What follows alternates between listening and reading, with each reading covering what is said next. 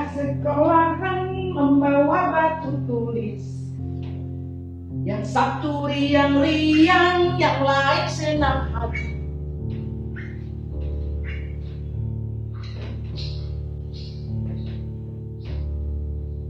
Mereka itu setiap hari Sabtu dan Minggu datangnya ke sini. Saya sudah pernah bilang, saya itu tidak berencana menjadi guru spiritual. Kejadiannya itu sangat-sangat sederhana sebenarnya. Ketika saya kembali menjadi manusia, saya terjatuh begitu saja di sebuah ladang. Dan seorang Pak Tani memungut saya, membawa saya ke sebuah desa, dan semuanya begitu takjub karena masih ada bekas-bekas saya di punggung saya. Untungnya wajah saya tidak bersungut dan mata saya belok-belok begitu, sudah menjadi baik.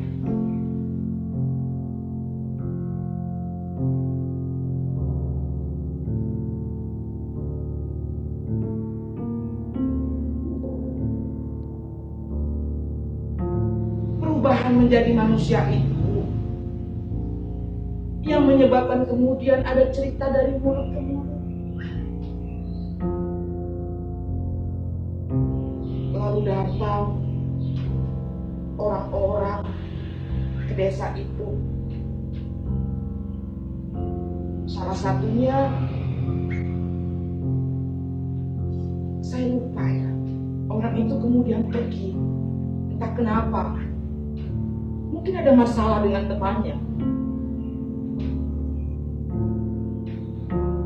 Tapi kemudian begitu banyak dermawan yang datang, membangunkan saya mula-mula sebuah rumah dengan halaman yang cukup ukuran sedang, sehingga mereka bisa datang.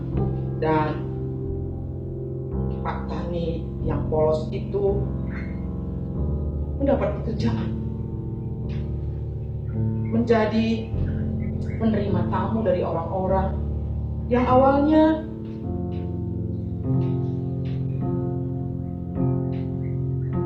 ingin menenangkan diri.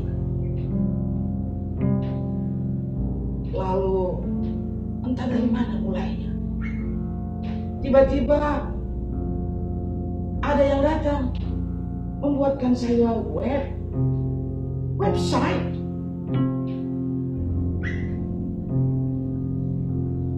Dan lahirlah kisah itu tentang mantan kupu-kupu menjadi manusia. Mestinya dilengkapi bahwa saya sebelumnya itu manusia, lalu menjadi kupu-kupu, lalu menjadi mantan seperti sekarang.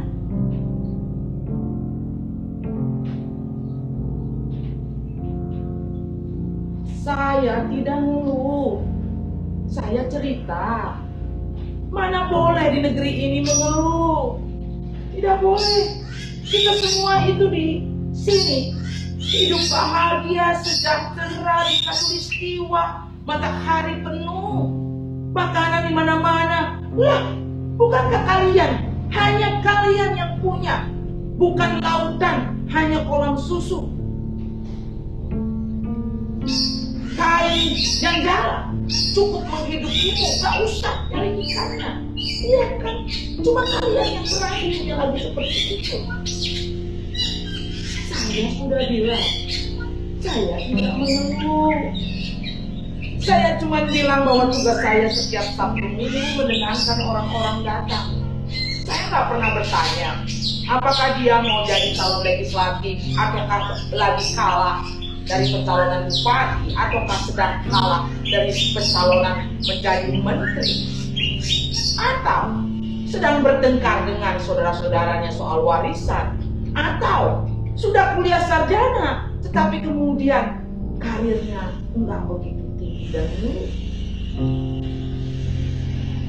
atau juga karena bersaing dengan keluarganya, dengan teman-temannya, Temennya udah punya rumah banyak, dia belum. Kemudian mertuanya ngomongin dia, kok dulu kan kamu kuliahnya sama, ini pasti istrimu. Cacot-cacot-cacot. Udah datang.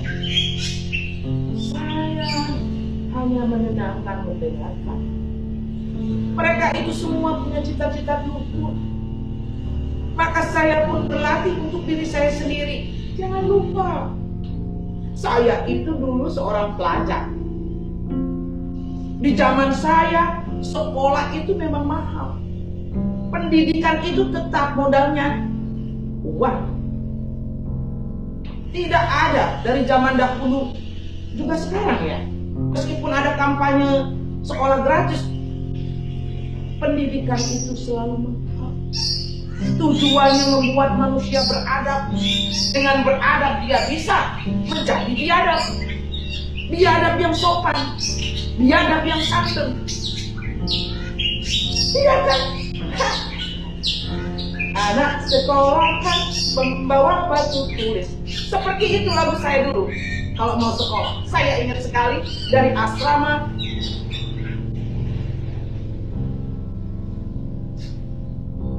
Kalau ingat masa-masa sekolah itu, saya ingat kekasih saya yang bodoh. Dia sungguh-sungguh bodoh. Dia merasa saya menipunya. Dia bilang kepada ayahnya, saya mengkhianatinya. Padahal saya memberikan teka-teki matematika. Dia sih memang jelek nilai matematikanya. Zaman itu namanya bertutup. Oh ya, saya mau cerita lagi. Sebagai guru spiritual yang dipaksa sebenarnya, saya itu setiap Sabtu jam 9 pagi bau dupa sudah membangunkan saya. Saya itu ingin olahraga pagi-pagi tidak bisa. Harus sudah dandan bersih. Disediakan.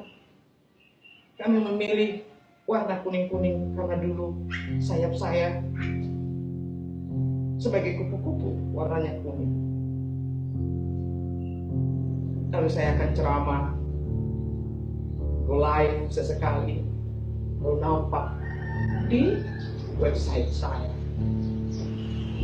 Lalu nanti ada, saya sendiri tidak kenal, mereka yang memberikan harga. Kalau dalam bentuk ceramah kalian konsultasi pada saya, kalian cuma membayar $50.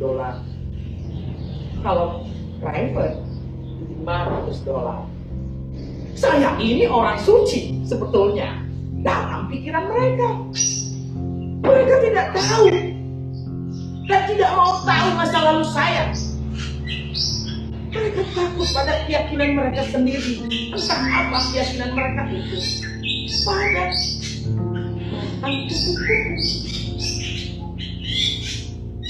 kupu-kupu.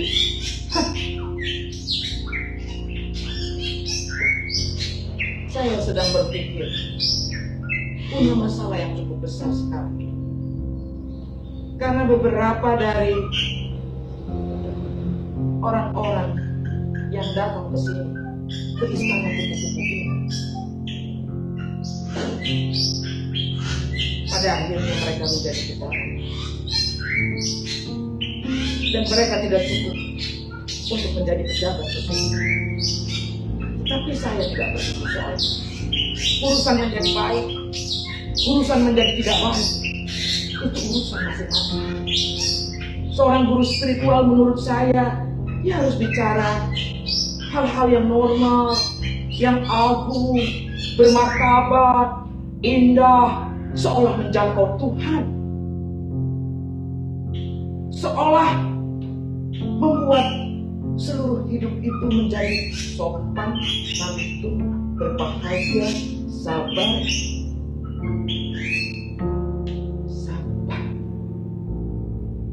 Saya sedang mencari ide. Hari Sabtu ini saya akan berbicara mengenai janganlah mengeluh karena beban ekonomi.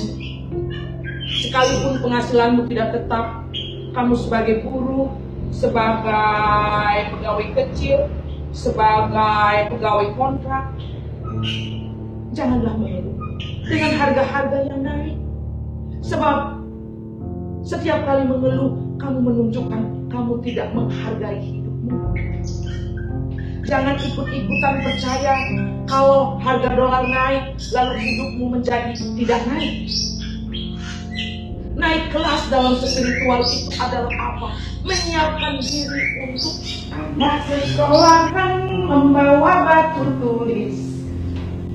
Yang satu riang-riang, yang lain senang hati.